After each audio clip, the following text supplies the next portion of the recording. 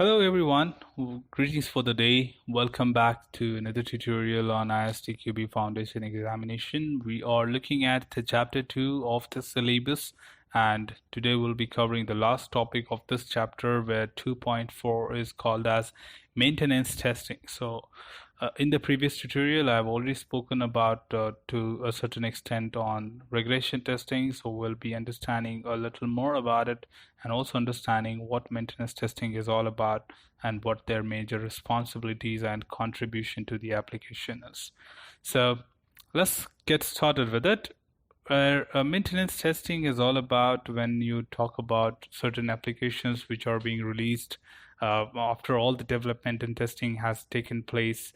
Then we remember from chapter 1, the very first tutorial, that testing, once done, all the test wares are being passed on to the maintenance testing team, where maintenance testing team deals with an existing live application and giving a backup support to it, or maybe working on it regularly on a continuous basis to find out what more can be done about it. If the things are still working fine or there are some changes required, can we modify it, and several other things like that. So, it's very easy to understand when you talk about any of the such mobile applications which you install on Android or iOS today, or maybe Windows phones, and you see that every week or maybe every 2 weeks there will be an update notification to you about that app. So, and when you look at the descriptions, I don't know how many people of you, how many of you very really focus when it comes as an update, and see what's the description says, that what this particular update includes. So is it really mandatory to update that, or you can be fine without the update as of now or not? So these updates will basically have the mention from the maintenance team about like what new thing has been added, or the existing defects which were earlier opened or deferred and could not be fixed in the previous version has fixed now, improved performance of the application, or maybe fine tuning of the system, reducing the size of the application or something. So there are a number of things which can be considered, and we can keep on talking about it for a day long or something. But in nutshell, maintenance testing is all about where a group of members working as maintenance testing team keeps on working on it about the changes which are required from time to time, and based on these changes they conduct testing on the existing application to make sure that the new changes or the new modifications which are being done to the existing application does not impact the existing application at all. Like it is compatible with the live application. So generally, when you talk about such activities, it might take a long duration, like it might be a longer activity. For example, when you talk about the Windows, the operating systems, these are huge applications. Their updates or the release happens once in 5 years, or maybe it takes another 5 years to come up with the new operating system altogether. But in between that, you keep on getting a lots of backend updates, where when you connect to internet and you look for updates on the operating system, I'm sure that every month at least you will be getting something new to update on your operating system, and there are some people who are even fed up of such updates which keep on happening. So we are talking about that maintenance testing, where such updates take quite often, and we people give you more understanding of such enhancements added to the system, so that you don't face any challenge with the application and you are happy, and defining those quality day by day and giving you a best experience ever. So maintenance testing job becomes more complicated, because say for example, to release that product they must have tested it with another 5,000 or 10,000 test cases.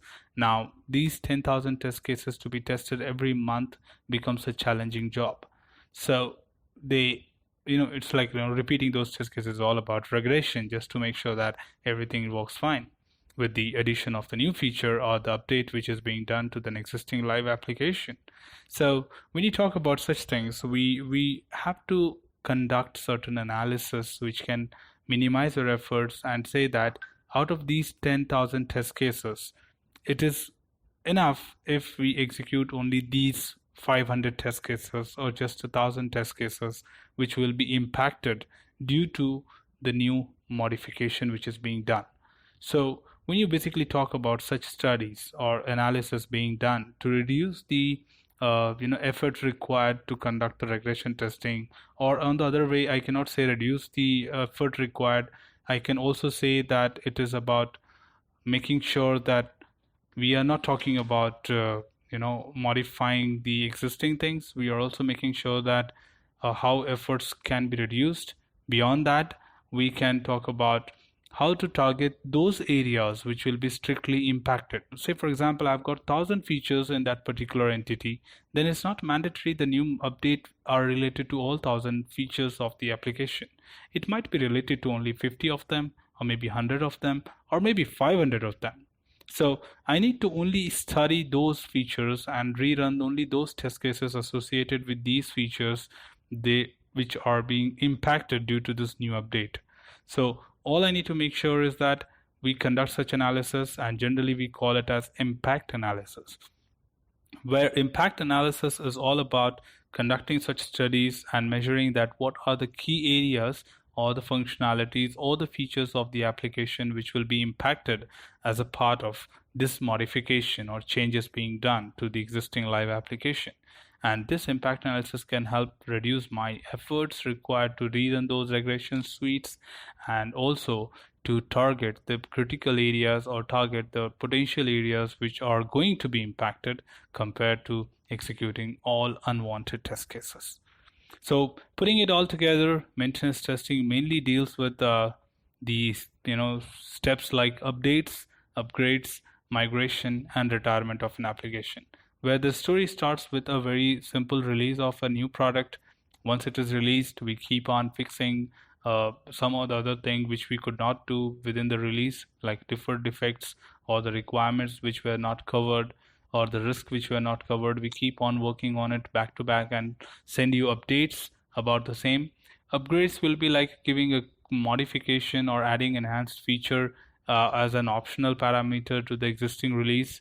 Migration is moving from one platform to another platform, where this product will be compatible to move from Windows to Linux, or maybe Linux to Safari or something.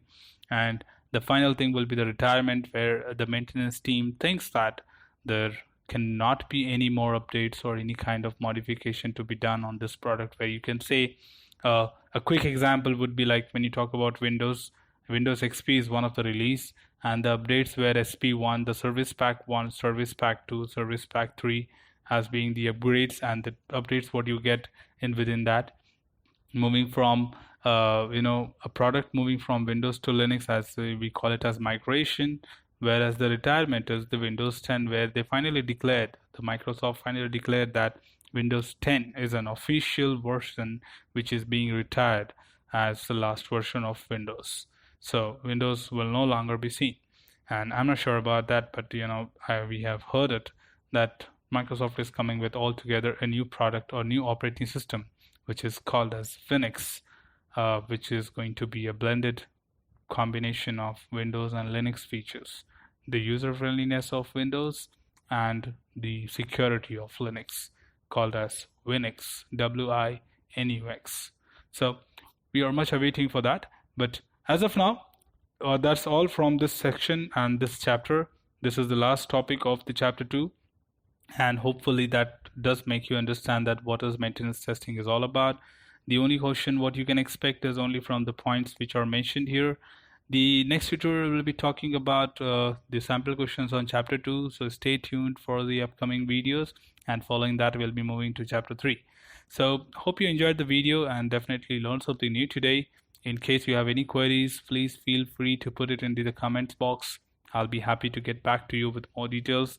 Till then, take care, keep learning, and enjoy yourself. Happy learning, team.